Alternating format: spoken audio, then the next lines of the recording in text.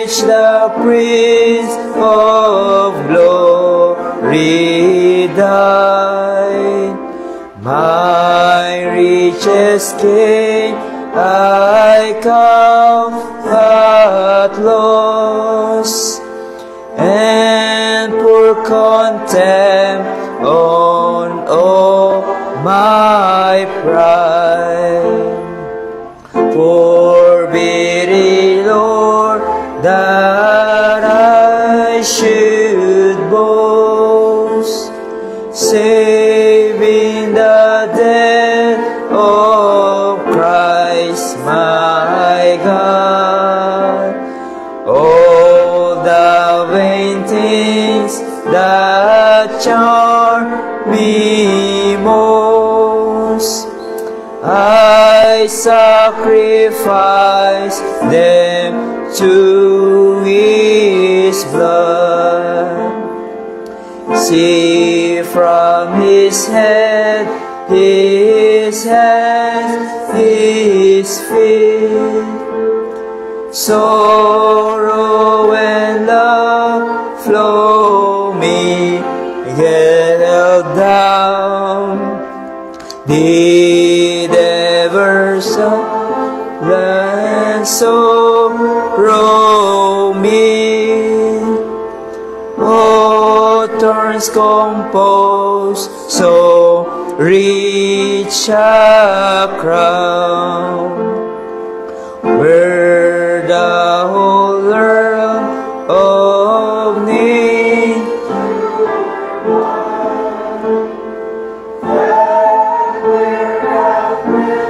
set far too small. Love so amazing, so divine, demands my soul, my life, my all.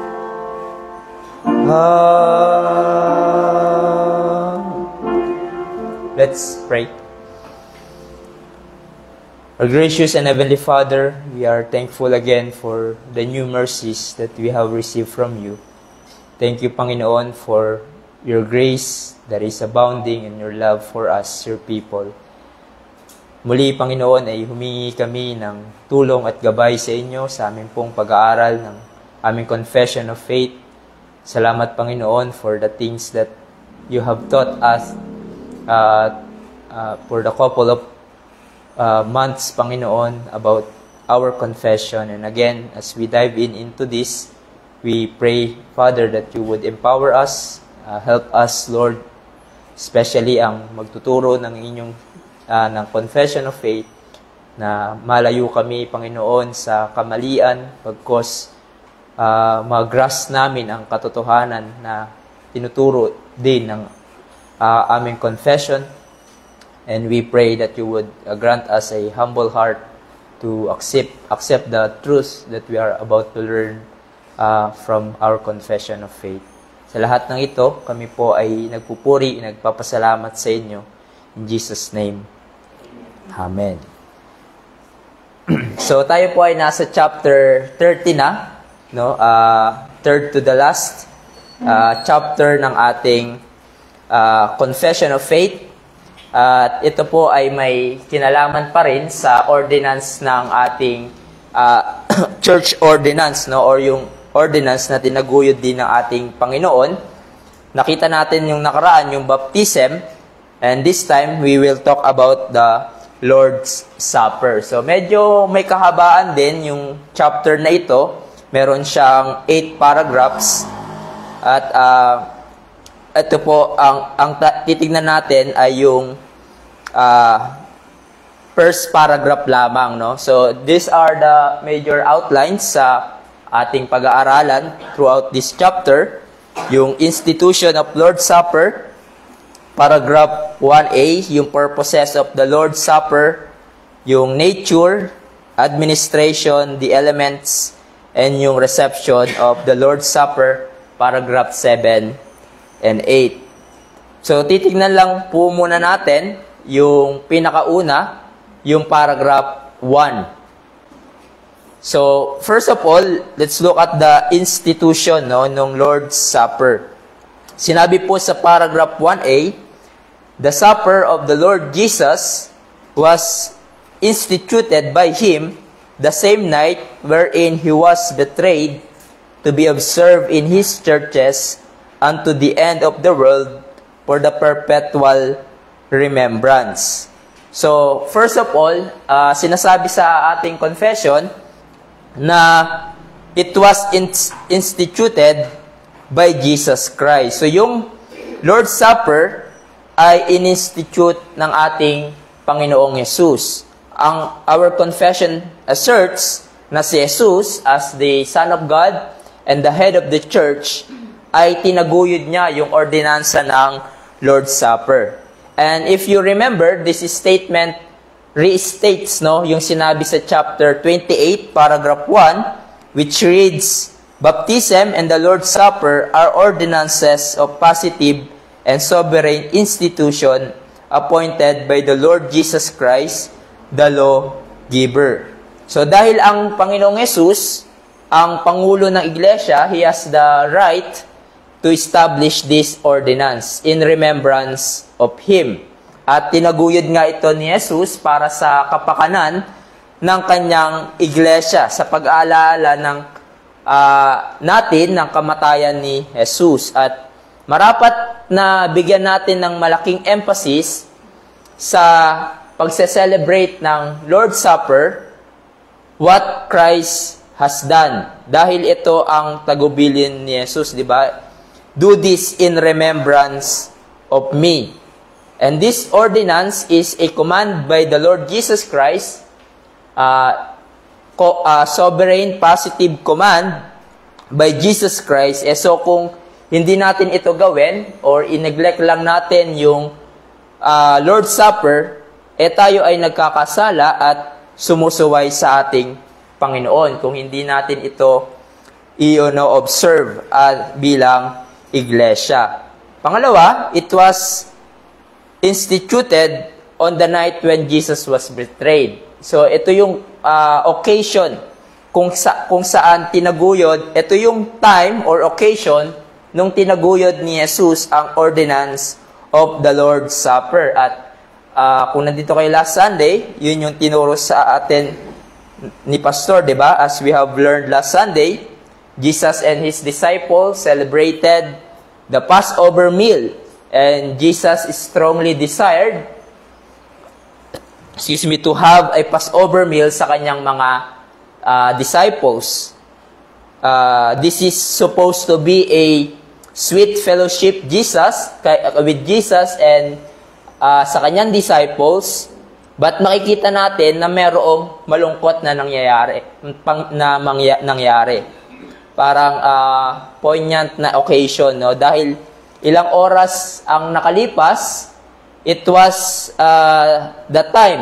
the night na ipinagkanulo na si Jesus ni Judas na tutungo sa kanyang kamatayan doon sa krus ng Kalbaryo. So less than 24 hours, his body would be broken and his blood shed on the cross.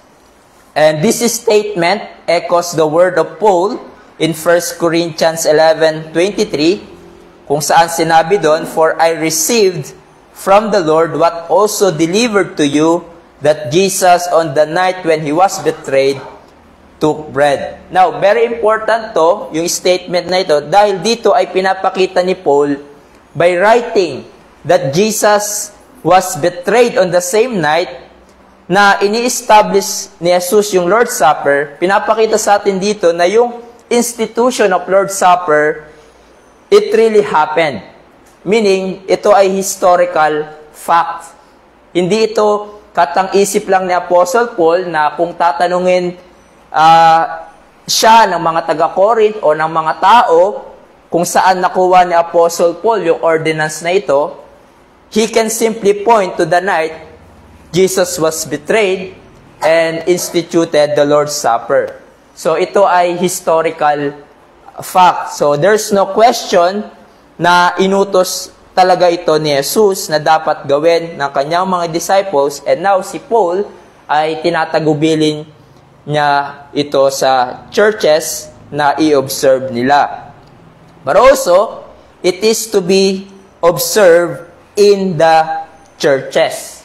In the churches. Our confession asserts na yung beneficiaries or recipient ng ordinance na ito ay walang iba kundi ang mga tao ng Diyos in that churches, local assembly of the believers. Hindi sinabing in the church, referring to the universal church. In fact, ito yung words na iniba ng Savoy Declaration na sinunod ng ating Confession of Faith as distinction sa wording ng Westminster na ang kanilang nilagay doon ay in the church lang. No? And here we see shared convictions ng Congregationalists at Baptists pagdating sa independence ng local church. And so, sinasabi ng ating Confession of Faith na ang Lord's Supper ay hindi ino-observe by individual Christian nor sa family gathering or informal gatherings like weddings, but it is to be observed in the local church. Sa local assembly, that is when the church has gathered together for worship. Now, tignan natin yung proof text na binigay sa atin. 1 Corinthians 11, beginning verse 17. Now, notice the word, kung paano ni-repeat ni Paul yung salitang come together, no? So, sa 1 Corinthians 11, kung titignan nyo po doon, beginning verse 17, now, yung context kung saan, ano yung context nito na nagsa-celebrate sila ng Lord's Supper? Verse 17, but in the following instructions, I do not commend you, because when you come together, it is not for better, but for worse. So, yung context dito ay nire-rebuke sila ni Paul, no? Dahil sa hindi magandang ginagawa nila sa pag-celebrate ng Lord's Supper. Then, pinaliwanag ni Paul in beginning verse 23 kung anong dapat nilang gawin when they celebrate the Lord's Supper. But dito, makikita natin na they celebrate the Lord's Supper in the context of a gathered church or gathered people of God in their worship. Verse 18, sinabi din doon, for in the first place, when you come together as a church. So yun, again, yung ginamit na word. In verse 20, again, sinabi ni Paul, when you come together, it is not Lord's Supper that you eat. At kung bababa pa kayo in verse 33 to 34, binanggit uli yun. So then, my brothers, when you come together to eat, wait for one another. If anyone is hungry, let him eat at home, so that when you come together, it will not be for judgment. So, the point is, only in local church assembly, that the Lord's Supper is to be observed. At makikita natin, yan sa part later on, no, sa paragraph 8, makikita natin, dahil church assembly siya sineselebrate, meaning, mga believers lang dapat nagtitake nito. No, when they gather together, the church must regulate those who are admitted to the Lord's Supper. Marahil naka-experience na kayo sa isang church noon na noong hindi sa church natin, but sa ibang church marahil, naka-experience na kayo na nung nag-celebrate sila ng Lord's Supper, kahit sino-sino na lang ang hinahayaan nilang mag-take ng Lord's Supper. But malinaw na makikita natin sa Bible at sinasabi din ng ating Confession of Faith, this celebration ay exclusive for believers when they gather together for worship. So, unbelievers may observe, may be present, but they are not allowed to participate. And then, lastly, it is to be observed until the end of the age. 1 Corinthians 11:26, no? Sinabi sa ating confession, to be observed in His churches unto the end of the world for the perpetual remembrance. So, for as often as you eat this bread, Paul said, and drink this cup, you proclaim the Lord's death until He comes. In other words, we will observe the Lord's Supper hanggang sa katapusan ng mundo, which we believe, ito na din yung pagbabalik ng ating Panginoong Jesus, unless you are a dispensationalist. But that's the end of the age, sa second coming of Christ.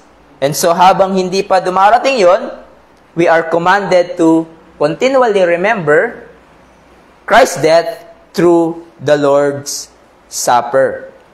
At the to the end, until the end of the world, or hanggang sa muling pagbabalik ng ating Panginoong Jesus.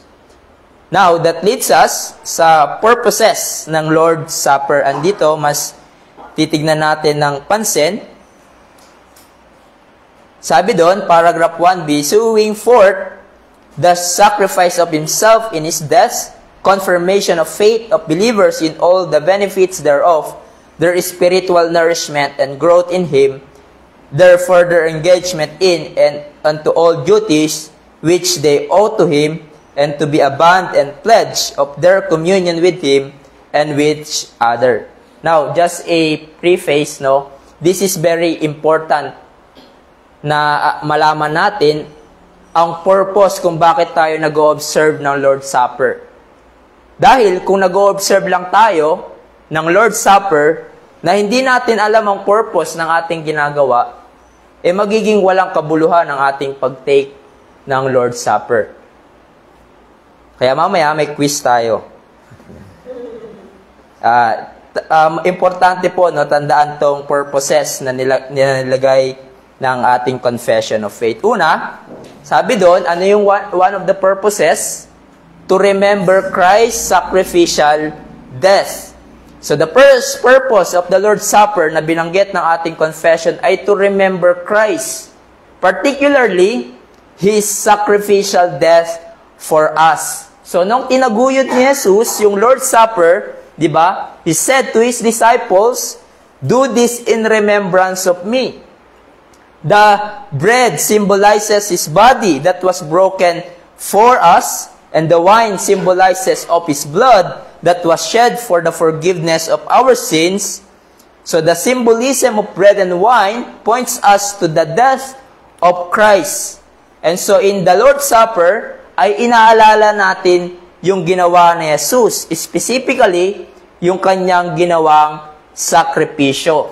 Now, yung salitang remember, sa pagkagamit ni Paul in 1 Corinthians 11:24 to 25, it means causing someone to remember or call it to your mind, but hindi lang siya basta inaalala mo or basta pag-alaala lang ng something or event in the past, but call it to mind and you do something about it sa naalala mo. You are stir up sa iyong naalala. Sabi nga ni John MacArthur, it means to call into the fullness of conscious mind the presence of the one you were remembering. So, what does remembering involve? Ano yung involve sa remembering? Una, it involves calling to mind the fact that Christ's death is the ground of our salvation. So, yun yung inaalala natin. No? In other words, sa ating pag-alaala, we are looking back sa katotohanan na si Jesus bilang Diyos, nagkatawang tao, namuhay sa mundong ito ng perpekto, without sin, and He offered His life doon sa krus para tayo ay magkaroon ng kaligtasan. Yung salvation na ginawa niya, He laid down His life to deliver us from our sins. So, yun yung ating, yun yung involved sa pag-remember natin. Na yung kaligtasan natin, it is only through the death of Christ. But also, It involves engagement of mind and heart. No? Meaning, sa ating pag-alaala ng ginawa ni Jesus through the Lord's Supper, pinafocus natin ang ating isip sa kanyang ginawa para sa ating kaligtasan.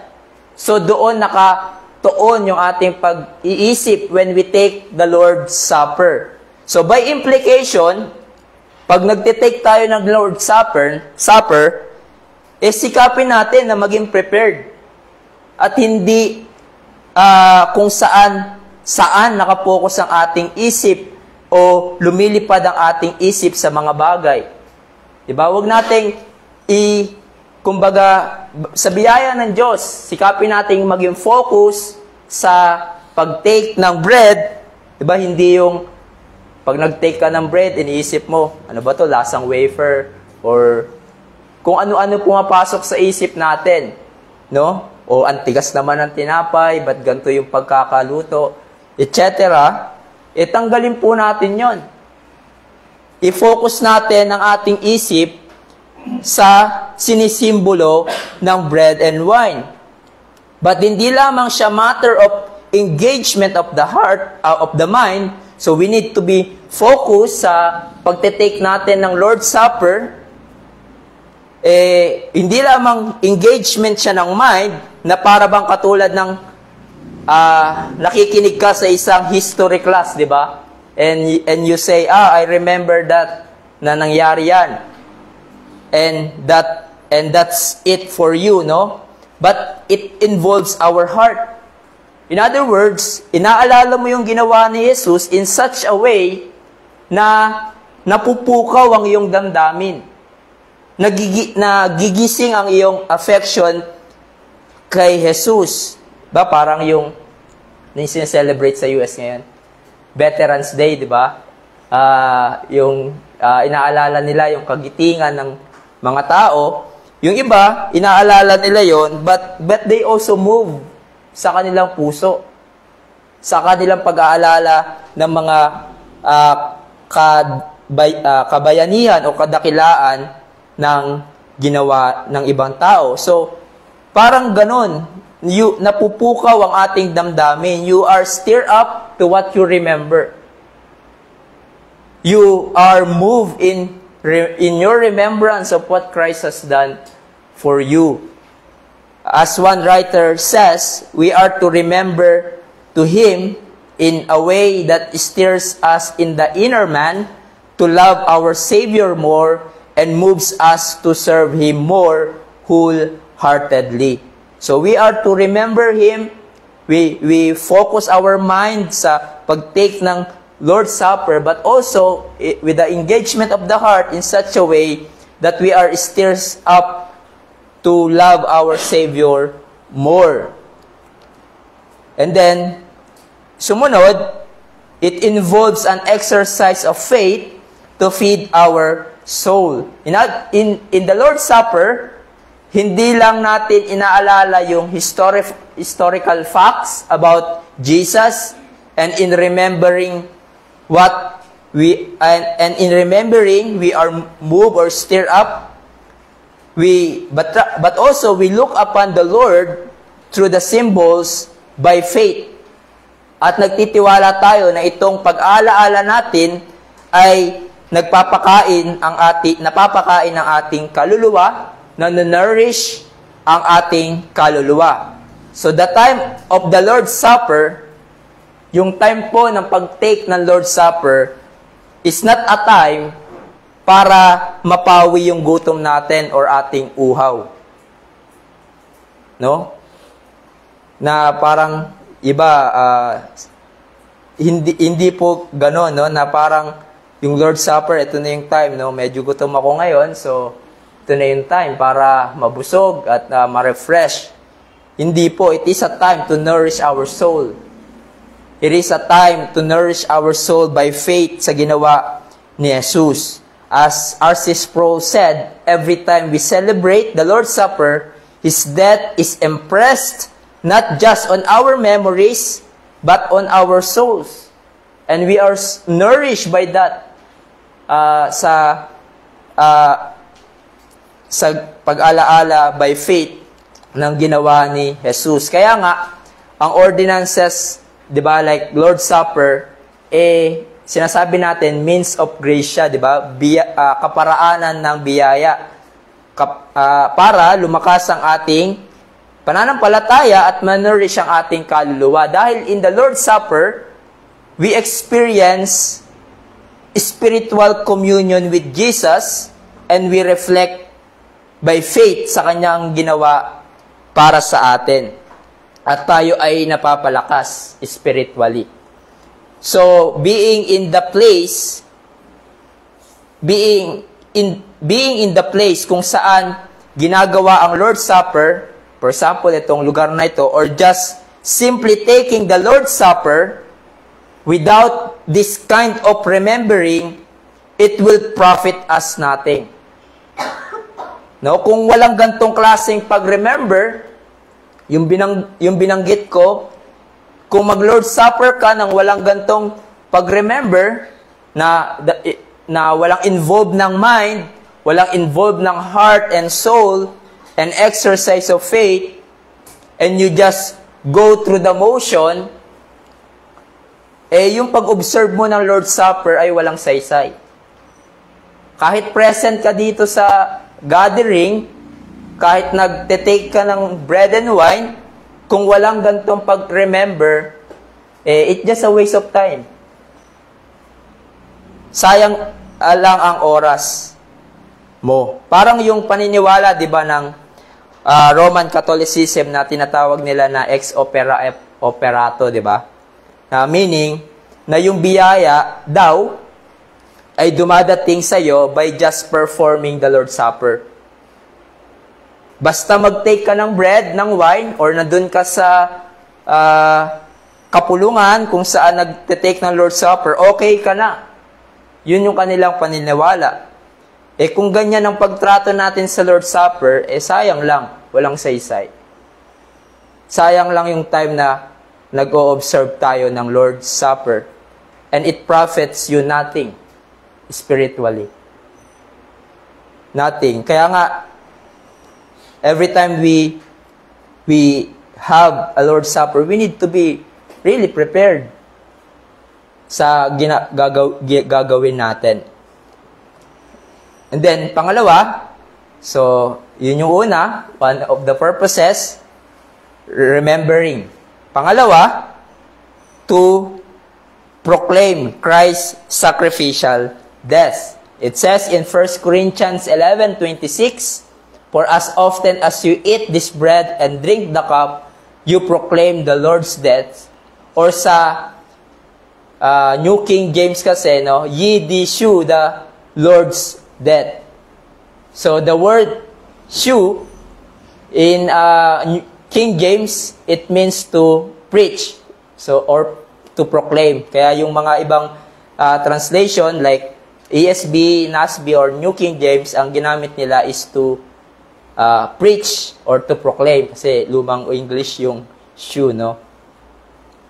Sa pag-take ng church sa Lord's Supper, they preach Christ in His death. Now, how do we proclaim the Lord's death in the Lord's Supper? By our actions of eating and drinking. So, sa ating pag-take ng bread and wine, no, sa ating pag-alaala ng ginawang kamatayan ni Jesus, in a sense, we are preaching openly the gospel in a non-verbal manner. And that's one of the purposes of taking the Lord's Supper. Pinoproklama natin, nagpipreach tayo, na though hindi tayo nagsasalita, non-verbal, openly, pinoproklama natin ang ginawa ni Jesus. Merong open proclamation ang nangyayari. But ang tanong, kanino natin to pinoproklama? To whom are we proclaiming it? There are three things. Una, to God, no? As an act of our worship to Him.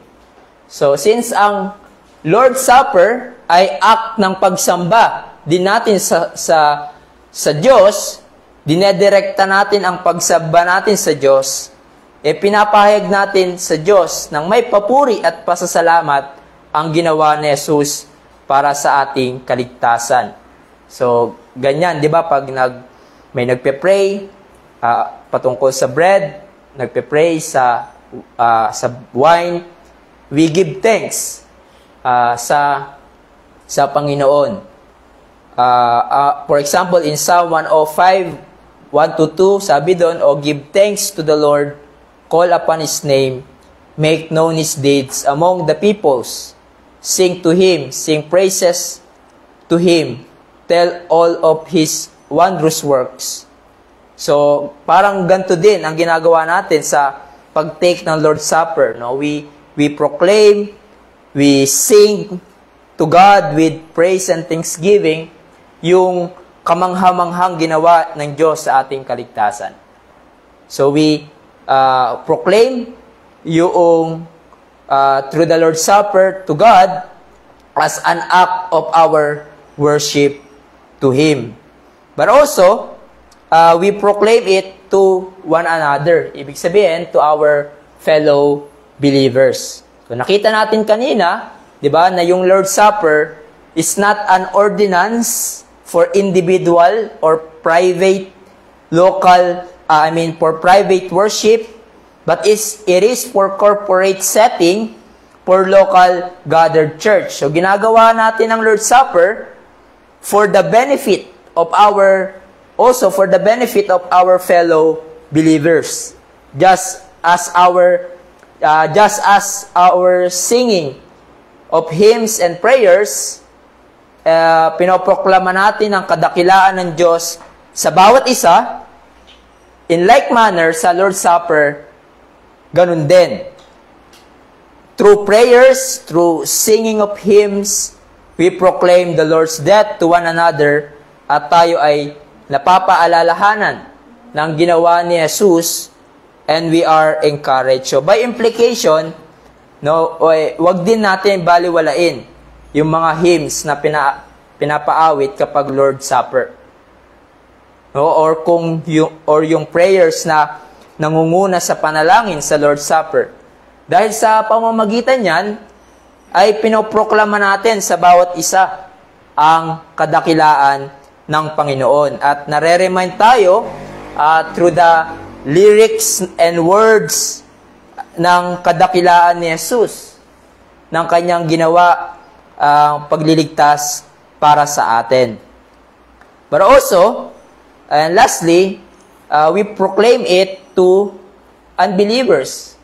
So sa pag-observe natin ng Lord's Supper, dahil may mga unbelievers tayong marahil kasama or present during the time ng pag-take natin ng Lord's Supper, in non-verbal manner, we proclaim to them the gospel of Christ. Now, when we eat and drink in the Lord's Supper, we are proclaiming in a symbolic and visible way that Christ died for the sins of His people, and we live by faith in Him. So, ang nangyayari po ay pinapahayag natin through the Lord's Supper sa mga unbelievers in non-verbal way na si Jesus namatay sa kasalanan, ang kanyang sacrifice, ang bayad pantubos sa kasalanan, at tanging kay Jesus matatagpuan ang tunay na kapatawaran sa kasalanan. As one writer says, we could call the Lord's Supper a God-appointed congregational preachment of the gospel of Christ to sinner. So, congregational preachment of the gospel of Christ to sinners daw yung Lord's Supper sa ating pagtitake nito. But also, yung pangatlong purpose niya, so not only to remember, to proclaim, but also for confirmation of believers' faith in all the benefits of Christ's death. Meaning, sa pag-observe natin ng Lord's Supper, we are being, again, assured that we are God's children and partakers of God's grace in Christ Jesus. God assures us na tayo ay napatawad sa ating kasalanan, meron tayong buhay na walang hanggan in Christ Jesus at natanggap natin ang lahat ng pangako ng Diyos sa bagong tipan because of Christ. In the Lord's Supper, we are being assured and reminded, napapaalalahanan tayo na yung ginawa ni Jesus ay para talaga sa atin na mananampalataya. That all the benefits of Christ is ours. That our salvation is secure in Christ. And God wants to assure us of that through the Lord's Supper. So thus, ang ating pananampalataya ay napapagtibay. In fact, very powerful yung sinabi ni Jesus, di ba? Sa kanyang mga disciple, nung nag-take sila ng Lord's Supper, anong sinabi sa kanila ni Jesus? This is my body which is given for you. For you. Sabi ni Jesus, this is the cup that is poured out for you in the new covenant in my blood. Though marahil hindi pa nila masyadong naintindihan ng mga disciples yung sinabi ni Jesus, but later on, naunawaan nila na yung ginawa ni Jesus sa krus ay para sa kanila. And so, in the Lord's Supper, God assures us that what Christ has done is for us. This is for you. And it is right for us to eat the bread and drink the cup, the wine, dahil tayo ay mga taong kinamatayan ni Jesus. And because of that, our faith is confirmed and assured. So napapalakas tayo, napapaalalahanan tayo na yung ginawa ni Jesus, na kamatayan, ng kanyang sakripisyo ay talagang para sa akin. And we remember that through the Lord's Supper. But also, so hindi lang siya to remember, to proclaim, and for confirmation of believers' faith, but ito rin ay for spiritual nourishment and growth. So tulad ng nakita natin kanina, na ang Lord's Supper ay means of grace para sa atin, kaparaanan ng biyaya, na sa pamamagitan ng pag-observe nito, not just by merely observing it, but truly remembering Christ's death with our minds, hearts, and by faith, ay napapalakas nito ang ating kaluluwa. It builds us up, our faith, and it grants us spiritual growth as sabi ni David Chansky sa New Exposition ng 1689, sabi niya, this is spiritual nourishment because in the Lord's Supper, we really and indeed spiritually receive and feed upon Christ crucified and all the benefits of His death. This is genuine spiritual nourishment which results in genuine spiritual growth. So, napapatibay, no? Napapalakas ang ating Lord's Supper, no? Dahil siya ay kaparaanan din ng biyaya sa atin. So, very important na hindi natin ito ineglect.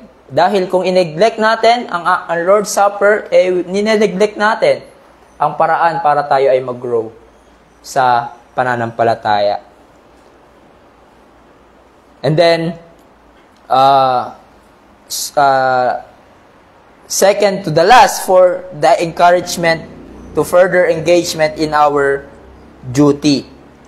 So, our confession says, their further engagement in and to all duties which they owe to Him. So, sinasabi ng ating confession na yung Lord's Supper, nagbibigay ito sa atin ng motivation. No? Nag-encourage ito sa atin sa ating paglilingkod sa Diyos. It imparts encouragement in us to serve Christ and love Him more. So, sa Lord's Supper, Naaalala, di ba sa Lord's Supper, naaalala natin yung pag-ibig ni Jesus. Yung ginawa niya sa atin.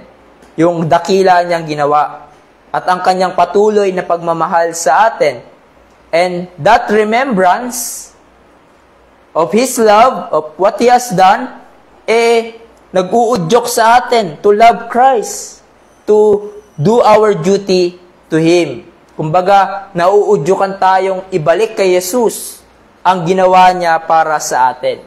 Namomotivate tayong suklian, kumbaga, yung pagmamahal ni Jesus para sa atin through our service to Him. Katulad ng inawit natin kanina, love so amazing, so divine, it demands my soul, my life, my all. Or yung very popular na hymn din, Jesus paid it all to Him I owe. No, dahil sa kadakilaan ng ginawa ni Jesus na naaalala natin na para sa atin, naaalala natin sa Lord's Supper, sumisigla tayo at nabibigay kay Jesus at sumisigla tayo na ibigay kay Jesus ang lahat-lahat ng sa atin. Ang ating buhay, ang ating oras, ang ating paglilingkod sa kay Jesus. Diba? Just like the exhortation ni Paul in the believers in Rome. Diba? He said in Romans 12:1, I appeal to you, therefore, brothers, by the mercies of God, to present your bodies as living sacrifice, holy and acceptable to God, which is your spiritual worship. Sinasabi ni Paul, dahil sa mercies ng Diyos, dahil sa dakilang pag-ibig ng Diyos, dahil sa napakadakilang mercies ng Diyos sa iyong buhay, marapat lamang na paglingkuran natin si Jesus. That's the motivation, no? Na motivate tayo sa paglilingkod kay Jesus. Nangyayari yan, we are being motivated to love Christ and serve Him more. Namomotivate tayo. Nangyayari yan through the preaching of the Word. Nangyayari yan through the encouragement of our fellow believers and prayer. But it also happens when we observe the Lord's Supper. We are being motivated to love Christ more. But lastly, sinabi ni Jesus sinabi ng ating confession, for the bond and pledge of our communion with Christ and each other.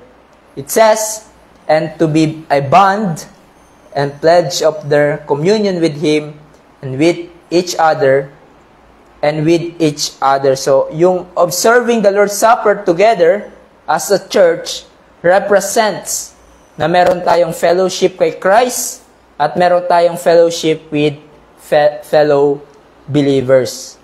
At yung fellowship na meron tayo sa bawat isa ay napapagtibay, no, in the Lord's Supper. And also, sa pag-take natin ng Lord's Supper, we have communion or fellowship with Christ and also to one another. We have that fellowship, participation. And then, kaya nga, hindi natin pwedeng gawin, no, na open sa lahat ang pag-take ng Lord's Supper. Dahil, anong fellowship meron ang unbeliever kay Jesus? Ano ang kanilang alalahanin sa pag-partake ng Lord's Supper? Wala. At ano ang kanilang, 'di ba, ano ang kanilang alalahanin? Wala silang alalahanin. Dahil wala silang relationship kay Christ at fellowship with Christ. Kaya nga kung merong umattend din dito, no, na nagsasabi siyang mananampalataya, hindi naman natin basta-basta sinasabi, o sige, mag-take ka na. No, we are being nagbabantay din tayo dahil meron pong judgment. no? Kung tayo ay hindi magiging maingat. Hindi tayo nagiging parang strict or parang iniitsepwera natin yung iba na nagsasabing mananampalataya sila at nagkataon na we take the Lord's Supper. No, we are just being careful at it is actually for their good na sabihin natin na hindi muna pwede dahil hindi natin sila kilala or first time lang natin sila nakilala or they are not being vouched ng ibang fellow believers. So, nagiging maingat lang tayo at yun ang dapat nating gawin, no? Pero tayong mga believers, meron tayong pagkakaisa dito. As we partake the Lord's Supper, meron tayong pakikiisa kay Christ at meron tayong pakikiisa sa bawat mananampalataya. But also, sinabi ng ating confession that it is a pledge to our Lord and to believers. So, by participating in the Lord's Supper, we testify. No, pinapahayag natin that we are all together in union with Christ and to one another. Parang katulad sa baptism, di ba? Yung binabaptize, publicly pinapahayag niya na pinapahayag nila, no, ang kanilang pakikisa kay Kristo. Meron kaming pakikisa kay Kristo at ganun din sa iglesia. Same thing sa Lord's Supper.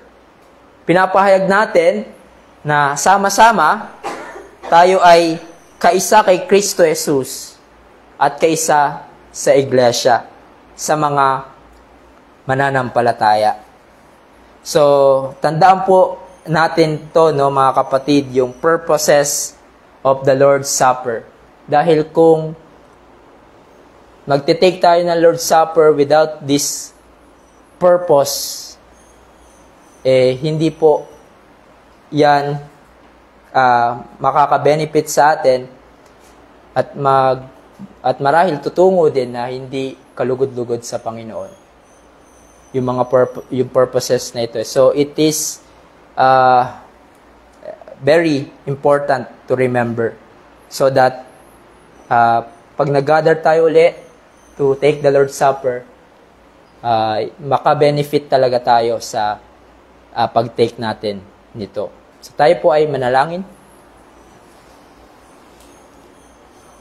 Aming dakilang Diyos, salamat po sa pagpapaalala sa amin ng mga purposes ng Lord's Supper at kung paano nyo po ito tinaguyod. At nagpapasalamat po kami dahil na papaalalahanan po kami. Dahil madalas din namin po itong nakakalimutan. At marahil nandun din kami sa punto na parang mechanical na lamang sa amin ng Lord's Supper. And we take it parang just like the other occasions na aming pinupuntahan.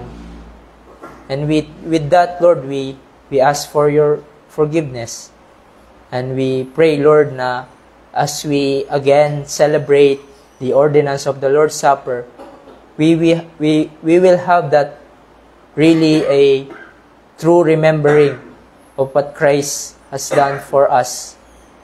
Remembering Him na may engagement ng aming mga isip, ng aming mga puso, merong paggalang, merong solemnity, merong pag-focus, Panginoon, ng aming isip sa inyo pong ginawa. Salamat po, Panginoon, sa mga bagay na ito, and we pray na hindi namin ito makalimutan when we again celebrate the Lord's Supper, kung loobin niyo po sa susunod na buwan. Salamat po, Panginoon, sa inyong katotohanan. In Jesus' name.